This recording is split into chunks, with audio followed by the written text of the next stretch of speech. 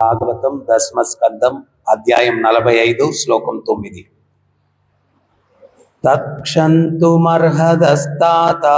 మాతర్నో పరతంత్రయో అకుర్వతోర్వాం శుశ్రూషాం క్లిష్టయోర్దుద్ధు సాభృశం.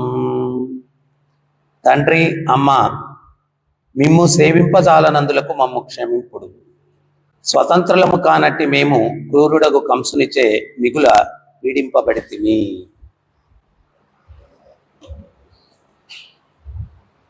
ఇక్కడ కృష్ణుడు తల్లిదండ్రులతో చెప్తూ ఉన్నారు, మిమ్మల్ని సేవించకుండా ఉన్నందుకు మమ్మలను క్షమించండి. తర్వాత కంసుని చేత మేము చాలా పీడింపబడితివి అని చెప్తున్నారు. అంటే ఇక్కడ మనం అర్థం చేసుకోవచ్చు, ప్రభుపాదుల వారు భాష్యంలో చెప్తూ ఉన్నారు. ఆయన ఏం చెప్తున్నారు అంటే, దేవకీ వసుదేవులు కంసుని వల్ల పీడితులయ్యారు. కృష్ణుడు దేవదేవుడు అని చెప్పి భాష్యంలో చెప్తూ ఉన్నారు. భగవద్గీతలో భగవంతుడు నాకు అంటుకునే కర్మ ఏది లేదు అని చెప్తున్నాడు. యజమాని సర్వస్వతంత్రుడు. ఏదన్నా ఒకదానికి యజమాని ఉన్నాడంటే అవన్నీ ఆయనవే, ఆయన ఇష్టం, ఎట్టన్నా వాడుకోవచ్చు. అయితే కంసుని చేత పీడింపబడ్డాము అన్నటువంటి మాటలు మనం ఇట్లా కూడా అర్థం చేసుకోవచ్చు. బృందావనంలో కృష్ణ బలరాములు ఉన్నప్పుడు ఎంతోమంది రాక్షసులను పంపించాడు కదా, వధించాలన్నట్టు ఉద్దేశంతో. అది ఒక్కొక్క రకంగా చూస్తే పీడింపబడినట్టే కదా, ఆ రకంగా అర్థం చేసుకోవచ్చు. పీడింపబడడం అనేటువంటిది జీవులకే కానీ భగవంతునికి ఉండదు. అయితే ఆయన ఒక మనుష్య రూపంలో వచ్చి ఉన్నాడు కాబట్టి, తల్లిదండ్రులతో ఒక సామాన్యమైనటువంటి బాలకుడుగా వ్యవహరిస్తున్నాడు కాబట్టి ఆయన ఈ రకంగా మాట్లాడుతున్నాడు. అంతేగాని భగవంతుణ్ణి పీడించేటువంటిది అనేటువంటిది ఏది ఉండదు. మన పీడలన్నీ కూడా తొలగించేవాడు భగవంతుడు. మనకేదైతే పీడలు అంటుకొని ఉన్నాయో వాటిని తొలగించేటువంటి వాడు,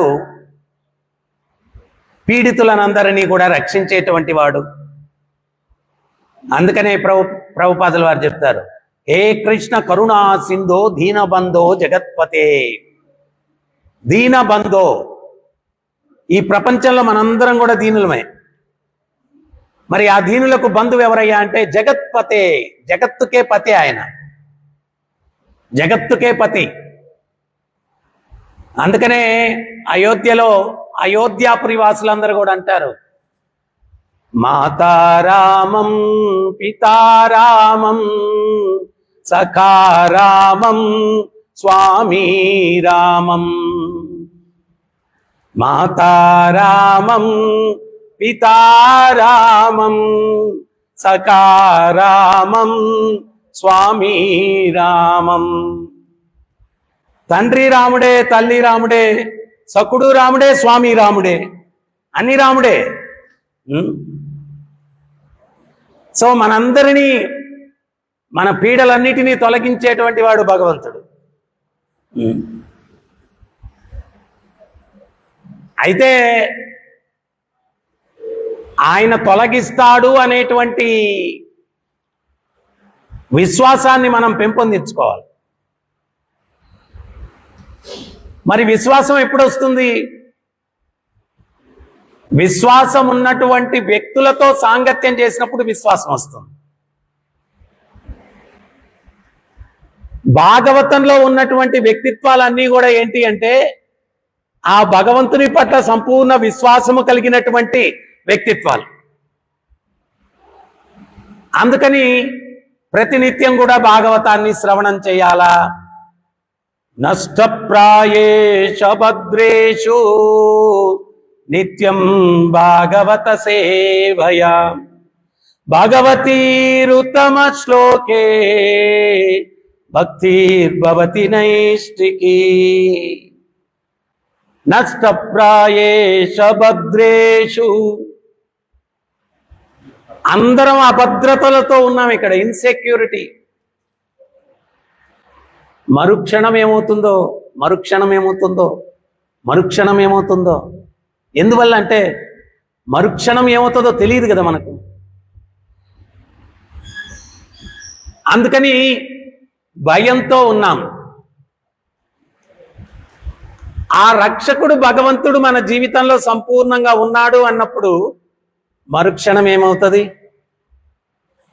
నిన్నెట్లుండిందో ఈరోజు అట్టే ఉంటుంది, రేపు అట్టే ఉంటుంది. భయపడాల్సిన అవసరమే లేదు. ఎందువల్ల? ఎవరికి నువ్వు శరణాగతి పొంది ఉన్నావు?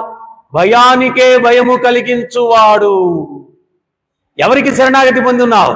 భయానికే భయము కలిగించువాడు. ఆయన యొక్క ఉపస్థితం భయం పారిపోద్ది, ధైర్యం నిండుగా ఉంటుంది. అటువంటి వ్యక్తికి మనం శరణాగతి పొంది ఉన్నాం. అందుకని ప్రతినిత్యం భాగవతం వింటూ ఉండాలి, వింటూ ఉండాలి, వింటూ ఉండాలి, వింటూ ఉండాలి, వింటూ ఉండాలి. ఒక గురువు గారి దగ్గరికి శిష్యుడు వచ్చాడు. అయ్యా, రోజు భాగవతం వినమని చెప్పారు, వింటున్నాను. ఒక ముక్క గుర్తుండదు స్వామి, ఒక ముక్క గుర్తుండదు స్వామి. విని ఉపయోగం ఏముంది స్వామి అని గురువుగారితో చెప్పాడు. గురువుగారు అన్నారు, శిష్య, ఈ విషయం తర్వాత చర్చిద్దాము. ఒక గంప ఇచ్చాడు. ఆ గంప మాలిన్యంతో నిండి ఉంది, మట్టి కొట్టుకొని ఉంది ఆ గంప. ఈ గంపలో నుంచి, గోదాట్లో నుంచి నీళ్లు తీసుకురావయ్యా అన్నారు. గంపలో నుంచి నీళ్లు తీసుకురామన్నారు. గంపలో నీళ్లు నిలుస్తాయా? మరి గురువు చెప్పాడు గంపలో నుంచి తీసుకురా నీళ్ళు అన్నాడు. మరి గురువుగారు చెప్పారు కదా అని చెప్పి శిష్యుడు వెళ్ళాడు. గంప ముంచుతాడు, పైకి ఎత్తుతాడు, ముంచుతాడు, పైకి ఎత్తుతాడు, నీళ్లు నిలవట్లేదు. సాయంత్రం దాకా చేశాడు ఆ పని. నీళ్లు దాంట్లో నుంచి తీసుకురావడానికి ప్రయత్నం చేస్తున్నాడు. సాయంత్రం అలిసిపోయి గురువుగారి దగ్గరికి వచ్చాడు. అయ్యా, గంపలో నీళ్లు తీసుకురమ్మని చెప్పారు, నీళ్లు నిలవట్లేదు కదయ్యా. రోజంతా ప్రయత్నం చేశానయ్యా, అలిసిపోయానయ్యా, నీరు మాత్రం తేలేకపోయానయ్యా అన్నాడు. అప్పుడు గురువు అన్నాడు, గంపలో నీళ్ళైతే తీసుకురాలేకపోయావు కానీ గంపను ఒకసారి పరిశీలనతో చూడయ్యా, నీకు ఇచ్చినప్పుడు ఎట్టుంది, ఇప్పుడు ఎట్టుంది అన్నాడు. ఇచ్చినప్పుడు మాలిన్యంతో ఉంది, ఇప్పుడు మాలిన్యం అంతా తొలగిపోయి శుద్ధిగా ఉంది అన్నాడు. రోజు భాగవతం నువ్వు విన్నా కానీ, గుర్తు లేకపోయినా కానీ, అది వినడం వల్ల నీ మనసు శుద్ధి అవుతుందయ్యా అన్నాడు. నిలవట్లేదు, గురువుగారే నాకు ఏమీ గుర్తుండట్లేదు అన్నాడు. రోజు వింటున్నా, ఏమీ గుర్తుండట్లేదు అన్నాడు. కానీ గుర్తు లేకపోయినా ఆ తత్వాన్ని వినడం వల్ల నీ మనసు, హృదయం శుభ్రమవుతుంది. గంపలో నీళ్లు తాగలేకపోయాడు, కానీ గంప శుద్ధి అయిపోయింది, శుభ్రమైపోయింది గంప. భాగవత తత్వానికి ఉన్నటువంటి శక్తి ఏంటి అంటే, దాన్ని మనసులో నిలుపుకోలేకపోయినా కానీ మనసునైతే శుద్ధి చేస్తుంది, మనసును శుద్ధి చేస్తుంది. మనకు తెలియకుండానే మాలిన్యం తొలగిపోతుంది. అందుకని ఆచార్యులు వాళ్ళు పిచ్చి వాళ్ళే కాదు, కొంత సమయం దొరికింది అంటే భగవంతుని గురించి చర్చిస్తూ ఉండేటువంటి వారు. ఆ భగవంతుని యొక్క లీలలు, భగవంతుని యొక్క నామము, ఇవన్నీ కూడా ఏంటి అంటే మనలో పరివర్తన, మార్పు తీసుకొని వస్తాయి.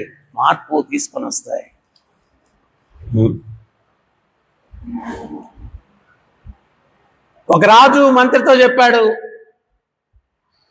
నేను ఒక వైరాగ్యమూర్తిని చూడాలనుకుంటున్నాను, కొంచెం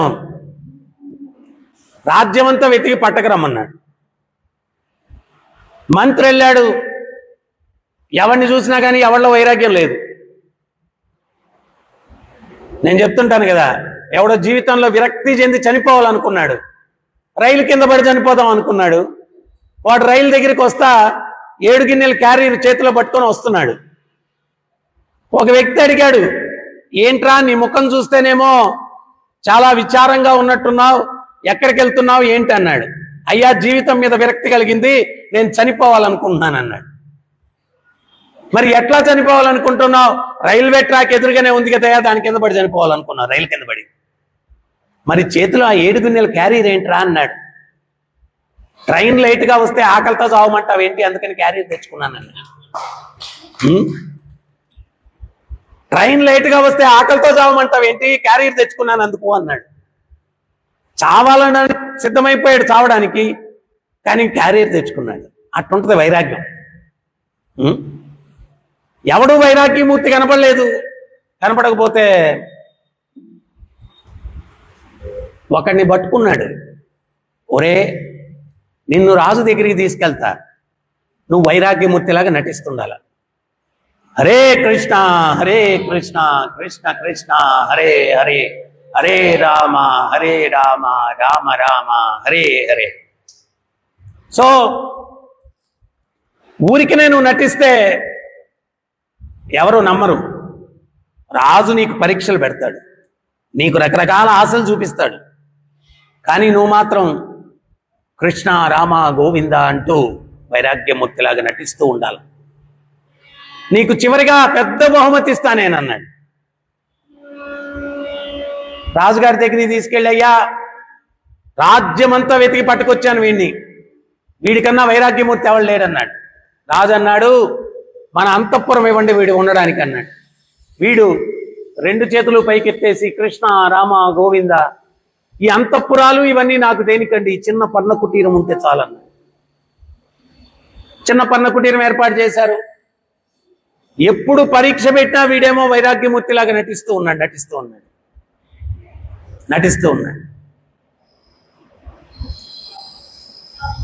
రాజు వీడికి అంతిమ పరీక్ష పెట్టాలనుకున్నాడు. ఒకరోజు పిలిచాడు, ఫైనల్ ఎగ్జామ్. తన కుమార్తె చాలా సుందరంగా ఉంటుంది, ఆ అమ్మాయిని పిలిచాడు. వీడి ముందు నిలబెట్టి, నా కుమార్తెని నీకు ఇచ్చి వివాహం చేయాలనుకుంటున్నాను అన్నాడు. మరి వీడికి వైరాగ్యం వచ్చిందో, వివాహం వెనకాల ఉన్నటువంటి రహస్యం తెలిసిందో తెలియదు. వివాహం వెనకాల రహస్యం కూడా తెలిసి ఉంటుంది. వీడు కృష్ణ రామ గోవింద, వివాహాలు ఇవన్నీ నాకు తెలియకండి అన్నాడు. ఇంత అందమైన కుమార్తెనిచ్చి పెళ్లి చేస్తానంటే వద్దన్నాడంటే వీడు నిజంగానే వైరాగ్యమూర్తి. రాజుతో మంత్రితో ఏం చెప్పాడు వీడు, వైరాగ్యమూర్తిని తెచ్చిగా నాకు అప్పగిస్తే అర్ధరాజ్యం ఇచ్చేస్తాను. మంత్రి నా ఒప్పందం ప్రకారం వీడికి అర్ధరాజ్యం ఇచ్చేస్తా అన్నాడు. వీడంటున్నాడు, ఒకటి భగవంతుని యొక్క పాదార విందములు రుచి ఎవడైనా అనుభూతి చెందితే వాడికి రాజ్యాలు ఇవన్నీ ఏముంటాయి. అలెగ్జాండరు భారతదేశానికి వచ్చినప్పుడు ఒక దిగంబర సాధువు దగ్గరికి వెళ్ళాడు. వెళ్ళి, నేనెవరో తెలుసా, చక్రవర్తిని, నాదెంత పెద్ద రాజ్యమో తెలుసా, ఈ ప్రపంచమంతా నా రాజ్యమే, అది ఇది అని చెప్పి మాట్లాడుతున్నాడు. ఆ దిగంబర సాధువు చెప్పాడు, ఏమయ్యా నువ్వు అంత గొప్ప చక్రవర్తివి కదా, ఈ అడవిలో చిక్కుపోయావు, ఎటు వెళ్ళాలో తెలియట్లేదు, బాగా అడవంతా తిరిగేశావు, అలిసిపోయావు, నీకు పచ్చి మంచినీళ్ళు కూడా దొరకట్లేదు, ప్రాణం పోయేటట్టుంది. ఒక వ్యక్తి దగ్గర ఒక గ్లాస్ నీళ్లు ఉన్నాయి. ఆ వ్యక్తి ఏమన్నాడంటే, నీ రాజ్యం అంతా నాకు ఇస్తే ఈ గ్లాస్ నీళ్ళు ఇస్తాను, లేకపోతే ఇవ్వనన్నాడు. అప్పుడు నువ్వేం చేస్తావు అన్నాడు. అప్పుడు అలెగ్జాండర్ అన్నాడు, రాజ్యం పోతే పోయింది, ప్రాణం నిలవాలి కదా, ఆ గ్లాస్ నీళ్ళకి రాజ్యం ఇచ్చేస్తానన్నాడు. అప్పుడు ఈ దిగంబర సాధువు చెప్పాడు, నీ రాజ్యం విలువ ఒక గ్లాసు నీళ్లు అన్నాడు. నీ రాజ్యం విలువ ఒక గ్లాసు నీళ్లు. ప్రాణమే లేకపోతే రాజ్యం విలువ ఏముందయ్యా? ఆ ప్రాణాన్ని నిలిపేది ఈ గ్లాసు నీళ్ళయ్యా. నిజమైనటువంటి విలువ రాజ్యానికి కాదు, నీలో ప్రాణం ఉంది కాబట్టి రాజ్యం నాకు గొప్పగా ఉందని గుర్తించగలుగుతున్నావు. ప్రాణమే లేకపోతే రాజ్యం ఏం లెక్కలోకి వస్తుందయ్యా అన్నాడు. మరి ఆ ప్రాణాన్ని నిలిపేటువంటి ప్రాణేశ్వరుడు ఎవరు? ఆ భగవంతుడు కృష్ణుడు. ఈ ప్రాణాన్ని నిలిపేటువంటి ప్రాణేశ్వరుడు ఎవరు? ఆ భగవంతుడు కృష్ణుడు. ఒకసారి లక్ష్మీదేవి భగవంతునితో వచ్చి చర్చించడం మొదలుపెట్టింది. స్వామి, మీరు చాలా ముఖ్యమని చెప్పి అంటారు, కానీ నేను లేకపోతే ఏం పని జరుగుద్ది? నేను చాలా చాలా ఇంపార్టెంట్. ధనం ఇదం జగత్, ధనం లేకపోతే అసలు ఈ జగత్తులో ఏమీ నడవదు అని చెప్పి భగవంతుడు చాలా వినమ్రతతోటి, అవును దేవి, అవును, నువ్వు చెప్పింది కరెక్టే, నువ్వు లేకపోతే ఏం జరగదు అన్నాడు. మీరు అట్ట ఊరికనే అంటే కాదు, ప్రాక్టికల్గా నేను మీకు చూపిస్తాను, రండి నాతో తనింది. సరే పదా అన్నాడు. ఒక వ్యక్తి చనిపోయాడు, 4 వ్యక్తులు శవాన్ని మోసుకొని పోతున్నారు. ఈమె ఏం చేసింది అంటే కనక వర్షం కురిపించింది. ఆ శవాన్ని మోసేవాళ్ళు కూడా శవాన్ని తప్పక్కని వదిలేశారు 4 పక్కల. ఆ శవం ధమాలు మన కింద పడిపోయింది. వీళ్ళందరూ ఆ బంగారు నాణ్యాలు ఏరుకుంటా ఉన్నారు. అప్పుడు లక్ష్మీదేవి భగవంతునికి చూపించి, చూసావా స్వామి, నేను చెప్పాను కదా, ఆ శవాన్ని మోసేవాళ్ళు కూడా వదిలేశారు, ఏరుకుంటా ఉన్నారు చూడు. అప్పుడు భగవంతుడు చాలా వినమ్రతతో, దేవి, ఆ శవాన్ని మోసే 4 కూడా శవాన్ని వదిలేసి ఆ బంగారు నాణాలు ఏరుకున్నారు, కానీ ఆ శవం ఏరుకోలేదే అన్నాడు. ఆ మాటకు ఆమెకు అర్థమైపోయింది. ఏమర్థమైందంటే, ఆ శవంలో ప్రాణం లేదు కాబట్టి ఏరుకోలేదు. ఈ వ్యక్తులకు కూడా ప్రాణం ఉంది కాబట్టి వాళ్ళు ఏరుకోగలిగారు. ఆ ప్రాణమే లేకపోతే ఇంకా నా విలువ వాళ్ళకి దేనికి? మరి ఆ ప్రాణాన్ని నిలిపేవాడు ఆ ప్రాణేశ్వరుడు భగవంతుడు అని వినమ్రతతో లక్ష్మీదేవి, క్షమించండి నా అహంకారానికి అని చెప్పి శరణ పొందింది. ఆ ప్రాణం ఇక్కడ నిలబడి ఉంది అంటే ఆ స్వామి అనుగ్రహం. ప్రభుపాదులు వారు చెప్తారు, పరమాత్మ జీవుని హృదయంలో ఉన్నాడు కాబట్టి జీవుడు నిలబడ్డాడు అక్కడ. పరమాత్మ బయటకు నడుచుకుంటూ వెళ్ళిపోతే జీవుడు అనుసరించాలా. అప్పుడే అంటారు ప్రాణం పోయింది అని. అప్పుడే అంటారు ప్రాణం పోయింది అని. పరమాత్మ నడుచుకుంటూ వెళ్ళిపోతే జీవుడు అనుసరించాలా. అయిపోయింది, ప్రాణం పోయింది. మరి ఆ ప్రాణం ఉన్నప్పుడే ఈ శరీరానికి విలువ. ప్రభుపాదులు వారు ఇంకో ఉదాహరణ కూడా ఇస్తారు. శరీరంలో ఉండేటువంటి కెమికల్స్ అన్నీ కూడా వాటిని క్యాలిక్యులేట్ చేస్తే పూర్వకాలంలో ప్రభుపాదులు వారి ఉదాహరణ చెప్పినప్పుడు 140 రూపాయల వాల్యూ అంటారు.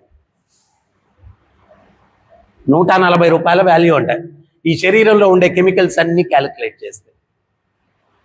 కానీ ఆ 140 రూపాయల వాల్యూ ఉన్నటువంటి కెమికల్స్ అన్నిటికీ కూడా గొప్ప విలువ ఎప్పుడు వస్తుంది అంటే ఆ ప్రాణం జీవుడు ఉన్నప్పుడు. ఆ జీవుణ్ణి నిలిపేవాడు ఆ ప్రాణేశ్వరుడు భగవంతుడు. ఆ భగవంతుని యొక్క విలువ తెలిసిన వాడికి ఈ ప్రపంచంలో ఏదైనా కానీ తుచ్చమే, అల్పమే. మనకది తెలియదు కాబట్టి ప్రాపంచిక విషయాల పట్ల పరిగెడుతూ ఉన్నాం. కానీ నిజానికి ఒక తక్కెట్లో భగవంతుణ్ణి, ఒక తక్కెట్లో ఈ ప్రపంచాన్ని పెడితే ఆ భగవంతుడే నిజమైనటువంటి విలువ. ఉజ్వల నీలమణి ఆ భగవంతుడే. అది తెలుసుకున్నవాడు భక్తుడు, తెలియనివాడు అభక్తుడు. అది తెలుసుకునే దానికే భాగవతం నిత్యం శ్రవణం చేయాలా. అప్పుడు ఆ భగవంతుని యొక్క విలువ తెలిసి ప్రాపంచిక విషయాల పట్ల ఆసక్తి తగ్గుతుంది, ప్రయాస తగ్గుతుంది. ఈ ప్రాపంచిక విషయాలు పొందాలంటే ఏం సామాన్యమే కదా, పరిగెత్తాలి. కానీ పరిగెత్తి ఉపయోగం ఏముంది? ఒకరోజు అన్ని వదిలిపెట్టిపోవాలా. సో ఈ వ్యక్తితో అన్నాడు, నువ్వు వైరాగ్యమూర్తిలాగా ఉన్నావు, అర్ధరాజ్యాన్ని ఇచ్చేస్తాను. వీడు నాకు రాజ్యం వద్దు ఏమొద్దు అన్నాడు. మొదట వివాహం వద్దన్నాడు, రాజ్యం వద్దన్నాడు. అప్పుడు రాజు అంటున్నాడు మంత్రితోటి, ఇంత వైరాగ్యమూర్తిని చూసిన తర్వాత నాకు మిగిలిన అర్ధరాజ్యం దేనికి, పూర్తి రాజ్యం వీడికి ఇచ్చేస్తానన్నాడు. అంటే అప్పుడు మంత్రి ఏమనుకున్నాడంటే, వీడు నాకన్నా తెలివైనడు, పూర్తి రాజ్యం కొట్టేయడానికి చాలా చక్కగా నటిస్తున్నాడు.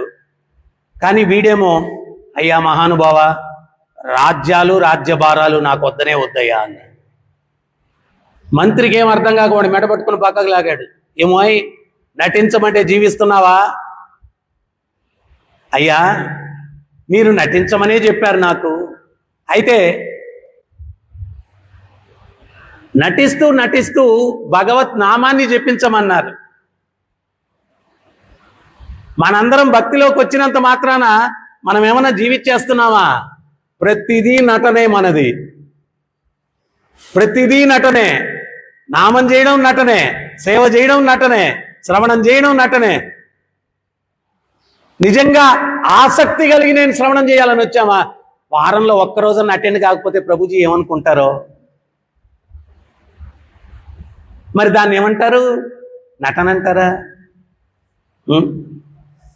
నేను జపం చేస్తున్నానో లేదో నలుగురికి కనపడకపోతే నేను చెయ్యట్లేదు అనుకుంటారేమో, అందుకని నలుగురు కనిపించేటట్టు ఒక మాలో రెండు మాలో చేస్తాం. ప్రేమతో చేస్తున్నావా? నటనే కదా. అయినా పర్వాలేదు, నువ్వు నటించు. సేవ చేసేటప్పుడు కూడా ఆయన పట్ల అనురాగం ఆప్యాయతతో చేస్తున్నావా? లేదే, బోగా ప్లేట్ తీసుకెళ్లేటప్పుడే మనం డిసైడ్ చేసేసుకుంటున్నాం, మిరపకాయ బజ్జీ నాకు ఒకటైతే ఆ పూజారికి 2, ఇంకొక ఆయనకి 3 లెక్కలు వేసేసుకున్నాం. ఏది భాగాలు ఆయన ఇంకా తినలా స్వామి, ముందే భాగాలు పెట్టుకుంటున్నాం. కళ్ళతోటి అయిపోయింది ఆరగింపు. ప్రేముందా? నటనే. కానీ ఆ నటనే ఒకరోజు జీవం దాకా తీసుకుని వెళ్తుంది. నటించినా పర్వాలేదు, చెయ్యి. ప్రస్తుతానికి నువ్వు నటించినా పర్వాలేదు, నటించు నటించు. కానీ ఆయనను కలుపుకొని నటిస్తున్నావు కాబట్టి ఒకరోజు ఆయన పట్ల నిజమైన ప్రేమ నీకు కలుగుతుంది. దాంట్లో సందేహమే లేదు. వీడిలో ఎట్లా కలిగిందో, మొదట నటించాడు, ఏమి ఆశ చూపించినా కృష్ణ రామ అంటూ నటించాడు. కానీ ఆ నటనే ఒకరోజు సంపూర్ణ వైరాగ్య స్థితికి ఆ వ్యక్తిని తీసుకుని వెళ్ళింది, ఆ వ్యక్తిని తీసుకుని వెళ్ళింది. కానీ భగవంతుడు ఒక విషయం చెప్పాడు గీతలో, ఎటువంటి సేవ నేను స్వీకరిస్తాను, తేషాం సతతయుక్తానాం భజతాం ప్రీతిపూర్వకం దదామి బుద్ధియోగం తం ఏన మాముపయంతితే.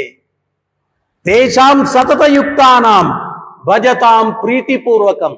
నాకు చేసే కైంకర్యం ప్రీతితో చేయాలా, ప్రీతితో చేయాలా, ప్రీతితో చేయాలి. రామాయణంలో వానరాలు చిన్న చిన్నోళ్ళు, మొదటి రోజు యుద్ధం జరిగిందంట. రాక్షసులు విరాట రూపాలు, చాలా శక్తివంతులు. వాళ్ళు పాపం వీళ్ళని మన భాషలో చెప్పాలంటే చిత్తగొట్టేశారు పాపం. ఒళ్ళంతా గాయాలు, ఒళ్ళంతా గాయాలు. సాయంత్రం ఆ గాయాలకు వాళ్ళల్లో వానరాల్లో వైద్యులు కొందరు ఉన్నారు. ఆ వైద్యులు వైద్యం చేస్తున్నారు గాయాలన్నిటికీ కూడా. వాళ్ళు రామా రామా రామా అనుకుంటున్నారు. రాముల వారు నా కోసం ప్రేమగా వచ్చారు ఈ వానరాలు, ఎంత గాయాలయ్యాయో, ఎంత నొప్పులు భరిస్తున్నారో ఒకసారి పరామర్శిస్తామని చెప్పి ఆ యొక్క ప్రదేశానికి శ్రీరామచంద్రుల వారు వచ్చారు. వస్తే నా స్వామి ముందు నేను నొప్పి అనిపించుకోవాలా అని చెప్పి మూలుగుతూ ముక్కుతూ ఉన్నటువంటి వానరాలందరూ కూడా ఏమంటున్నారు రాముల వారిని చూసి, జై శ్రీరామ్ జై శ్రీరామ్ అంటున్నారు. అంటే ఆ నొప్పిని కూడా ఆ రాముల వారి యొక్క ఉపస్థితం ప్రేమగా మార్చేసింది, ధైర్యంగా మార్చేసింది, శక్తిగా మార్చేసింది. వాళ్ళందరూ కూడా జై శ్రీరామ్ అంటున్నారు. రాముల వారు పర్వాలేదు, ఏం పర్వాలేదు స్వామి, పర్వాలేదు, రేపు యుద్ధానికి సిద్ధం, పర్వాలేదు స్వామి. ఆ రాముల వారి పట్ల ప్రేమ, ఎందుకోసం ఆ ప్రేమ, అది కూడా మనం అర్థం చేసుకోవాలా.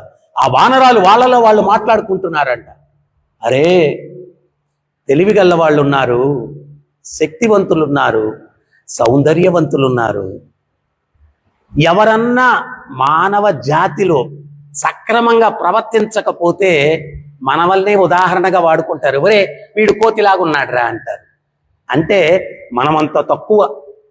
అటువంటి మనవల్ని ఆ దేవదేవుడు ఆయన సేవలోకి ఎన్నుకున్నాడంటే అహో భాగ్యం, అహో భాగ్యం, అహో భాగ్యం.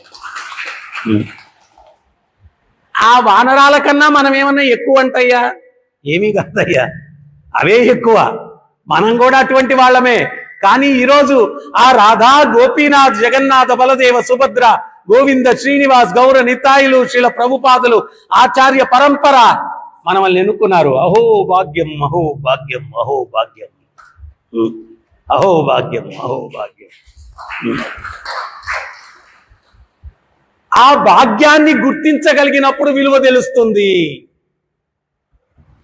ఆ భాగ్యాన్ని గుర్తించగలిగినప్పుడు విలువ తెలుస్తుంది. బ్రహ్మ సంహితలో బ్రహ్మ ఏం చెప్తున్నారు? లక్ష్మీ సహస్ర శత సంభ్రమ సేవ్యమానో, సహస్ర కోటి లక్ష్ములు ఆ దేవదేవుని పాదాలు సేవిస్తూ ఉన్నారు. అమ్మ లక్ష్మీదేవి, ఆమె స్థాయి ఎక్కడ, మన స్థాయి ఎక్కడ? ఆమెకు లభించినటువంటి మహద్భాగ్యం మనకి ఈరోజు లభిస్తూ ఉంది అంటే దొరకునా ఇటువంటి సేవ, దొరకునా ఇటువంటి సేవ. సో అందువల్ల మొట్టమొదట ఆ భగవంతుని యొక్క సేవ అనేటువంటిది, దాని యొక్క విలువ ఏంటిది అనేది తెలుసుకోవాలి. విలువ ఏంటిది అనేది తెలుసుకోవాలి. ఆ వ్యక్తికి పూర్తి రాజ్యాన్ని ఇచ్చేస్తున్నా కానీ ఆయన తిరస్కరించాడు. మంత్రికి అర్థం కాలేదు, మెడబట్టుకుని పక్కకు లాగాడు. ఏంటో నటించమంటే జీవిస్తున్నావేంటి అన్నాడు. అయితే మనందరం కూడా ఒక్కటి అర్థం చేసుకోవాలి, మొదట్లో నటించవచ్చు, జీవితం అంతా నటిస్తే ఉపయోగం ఏమి? జీవితం అంతా నటిస్తే మాధుర్యం లేదు. ఆ నటన కాస్త ప్రేమగా మారిన రోజు భగవంతుడు స్పందిస్తాడు. చూడండి, ఆయన ఏమన్నాడు? ప్రీతిపూర్వకంగా నాకు సేవ చేస్తే దదామి బుద్ధి యోగంతో, నేను నీకు బుద్ధినిస్తాను నన్ను చేరుకునేదానికన్నా. దదామి బుద్ధి యోగంతో ఏనమాముపయంతితే, నన్ను చేరుకునే మార్గం నీకు నేను బుద్ధినిస్తాను. అది ఎప్పుడు ఇస్తాడు? ఆ నటన ప్రీతిగా మారినప్పుడు. ప్రీతిగా మారినప్పుడు ఆ బుద్ధిని ఇస్తాడు.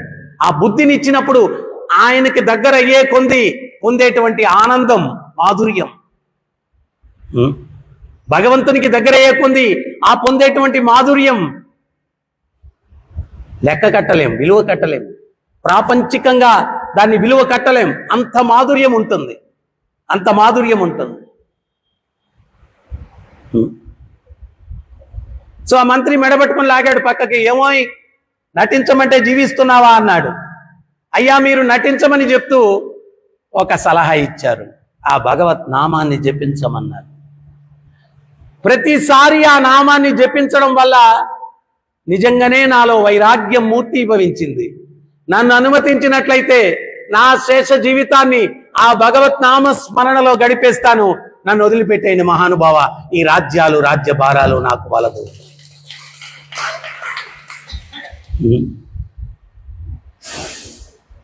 అందుకని మనం ఏంటి అంటే జీవితం అంతా కూడా నటించడం కాదు, భగవంతుణ్ణి వేడుకోవాలా. స్వామి ప్రతి నిత్యం బలవంత భాగస్వామ్యమే నీ కైంకర్యం, ప్రతి నిత్యం బలవంత భాగస్వామ్యమే. స్వతంత్రంగా ప్రేమగా ఎన్నటికీ నిన్ను నేను సేవించుకోగలనయ్యా, ఎన్నటికీ నేను నిన్ను సేవించుకోగలను. స్వతంత్రంగా ప్రేమగా ఎన్నటికీ ఆ భావన నాలో కలుగుతుంది. ప్రతినిత్యం ఆయన ముందు నిలబడుతున్నప్పుడు వేడుకోవాలా, వేడుకోవాలి.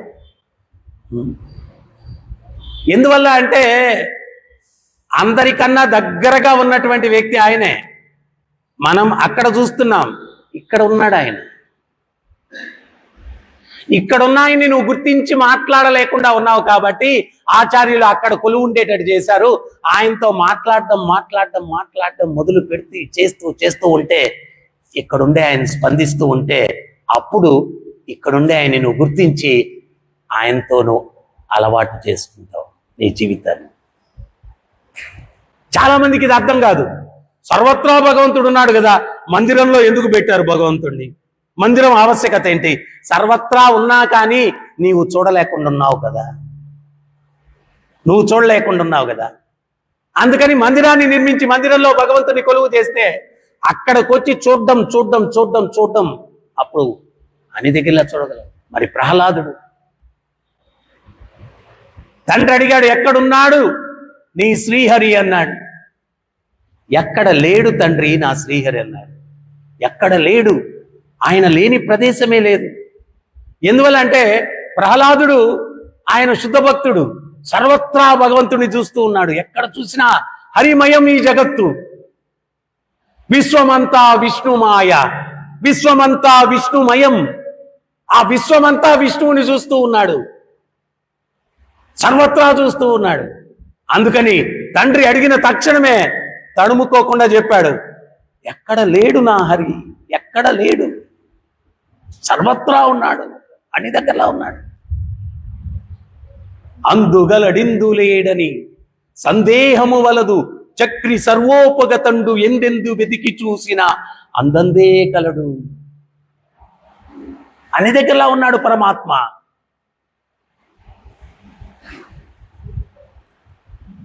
ఆ ధ్రువుడు ఆ భగవంతుణ్ణి దర్శించిన తక్షణమే శరీరం పులకించిపోయింది.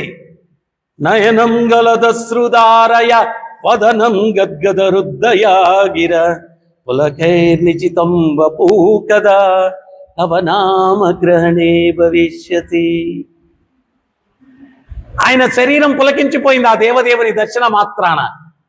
అప్పుడు అనుకుంటున్నాడు, అహో రూపం, అహో రూపం, ఇంత అద్భుతమైనటువంటి రూపం. కానీ దురదృష్టం ఏంటి అంటే చదువు సంధ్య లేనివాణ్ణి నేను. చదువు ఉంటే కీర్తించవచ్చు ఆయన్ని, మరి చదువు సంధ్య లేదు నాకు. కానీ ఇంత దివ్యమంగళ స్వరూపం దర్శనమిచ్చాడు, ఎట్లా కీర్తించాలా అని మనసులో కలత చెందుతూ ఉంటే శంఖముతో ఆశీర్వదించాడు. దివ్య జ్ఞాన్ హృదయ ప్రకాశితో, దివ్య జ్ఞానం హృదయంలో ప్రకాశితమైంది. భగవంతుడిని స్తుతించడం మొదలుపెట్టాడు. అటువంటి దివ్యమంగళ స్వరూపము సర్వత్రా ఎల్లవేళలా చూడగలుగుతూ ఉంటే ఆ ఆనందం మధురానందం. ఆ స్థాయికి ఎంత త్వరితగతిలో నేను చేరుకోవాలా, సర్వత్రా స్వామిని చూడగలగాల అనేటువంటి తపన మనలో ఉండాల. ఎందువల్ల అంటే జీవితంలో అది జరగకపోతే ఎంతో నష్టపోతున్నామే. సర్వత్రా చూడలేకుండా ఉంటే ఆ దివ్యమంగళ స్వరూపం ఒక్క క్షణం అట చూడంగానే తన్మయత్వం వచ్చేసింది ధ్రువుడికి. మరి ఎప్పుడు చూస్తూ ఉంటే ఎంత ఆనందం ఉంటుంది, ఎంత అమృత ఆస్వాదన. అందుకనే చైతన్య మహాప్రభు చెప్పారు,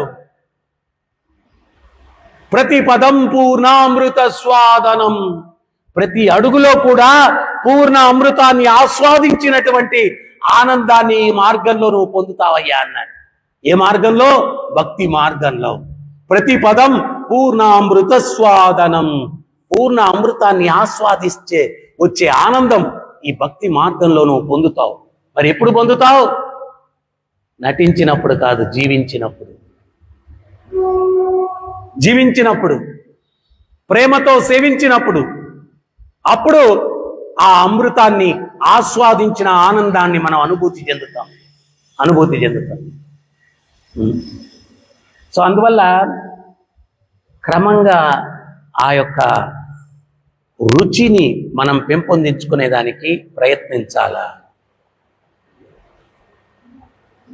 మొదటి నుంచి చివరి వరకు బలవంత భాగస్వామ్యం సాధన భక్తిలోనే ఉంటే ఇంకెప్పటికీ మిగిలినటువంటి రసాలని అనుభూతి చెందేది. సో అందువల్ల ఆ తీవ్రతని పెంచుకొని ఆ యొక్క భావనని, ఆ ప్రేమను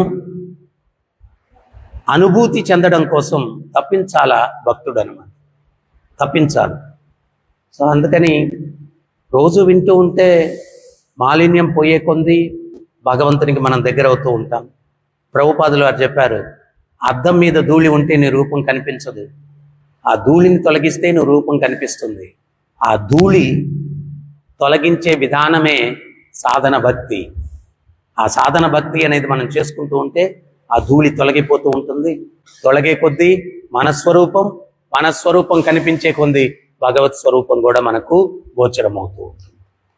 హరే కృష్ణ. ఎవరికైనా ఏమైనా సందేహాలు, డౌట్స్?